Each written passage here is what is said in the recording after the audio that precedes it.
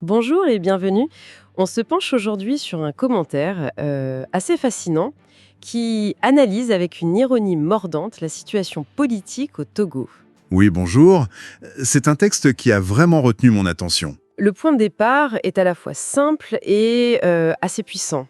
Imaginez un dirigeant au pouvoir depuis 20 ans 20 ans, oui. et qui tout d'un coup semble se réveiller et découvrir que son pays a de sérieux problèmes. Comme la corruption ou le sous-développement. Des choses que tout le monde sait depuis longtemps. Exactement.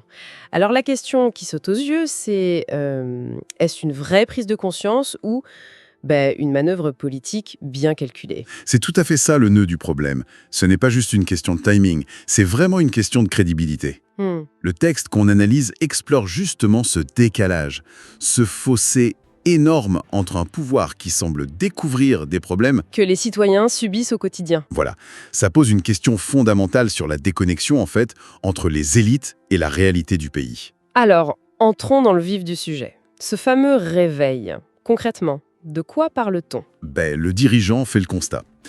Soudain, du manque d'industrie par exemple. D'une corruption qui gangrène tout. Il parle même du mécontentement des Togolais qui se comparent à leurs voisins. Oui, et l'entendre dire ça après 20 ans de règne, ça a quelque chose de surréaliste. C'est le mot. Et c'est là où l'analyse du texte devient vraiment, vraiment fine.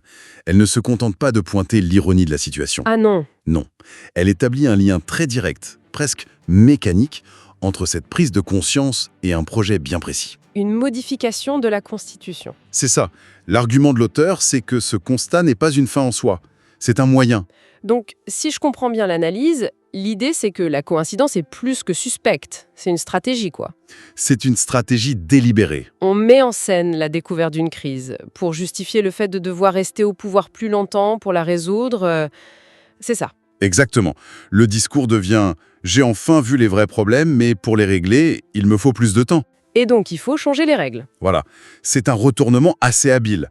La critique de son propre bilan devient l'argument pour sa continuité. Le but, ce n'est pas de changer le pays, mais de changer la Constitution. J'imagine que le ton du commentaire est assez cinglant. Oh que oui. Il y a un passage qui illustre parfaitement ce scepticisme, cette forme d'épuisement. Ah oui. L'auteur écrit, avec un sarcasme qu'on sent très bien, peut-être que c'est dans 20 ans, c'est encore dans 20 ans qu'il va encore réfléchir pour voir comment les choses peuvent encore changer. C'est une phrase qui frappe, on sent toute l'exaspération derrière. Complètement. Ça montre bien le fossé énorme entre ce que les gens attendent concrètement. Des usines, moins de corruption. Une vie meilleure, tout simplement. Et ce qu'ils perçoivent comme des jeux de pouvoir pour juste se maintenir en place.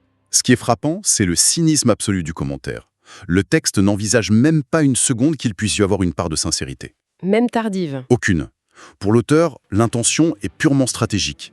Il n'y a aucune place pour le bénéfice du doute. Le postulat, c'est que 20 ans, c'est largement assez pour voir les problèmes. S'ils sont verbalisés maintenant, c'est qu'il y a un agenda. Au fond, ce que cette analyse montre, c'est un mécanisme de survie politique assez classique. Le pouvoir ne se réforme pas avec la critique, il se l'approprie. C'est-à-dire, Il absorbe le mécontentement populaire pour en faire du carburant pour sa propre machine. C'est une sorte de cannibalisme politique. On se nourrit des problèmes qu'on a soi-même laissés prospérer. cannibalisme politique. L'image est très forte. Et c'est donc ça la conclusion du texte. Ce grand réveil n'est qu'une illusion. C'est ça. Ce n'est pas une promesse de réforme, c'est une stratégie de consolidation du pouvoir en donnant l'impression qu'il se renouvelle. Le diagnostic est peut-être juste. Mais le remède proposé, c'est-à-dire plus de temps pour le même médecin, semble surtout servir le médecin lui-même. À quel moment est-ce qu'un discours sur le changement, quand il est porté par un pouvoir en place depuis très très longtemps, bascule? Quand cesse-t-il d'être un projet d'avenir crédible pour devenir juste l'écho de sa propre survie?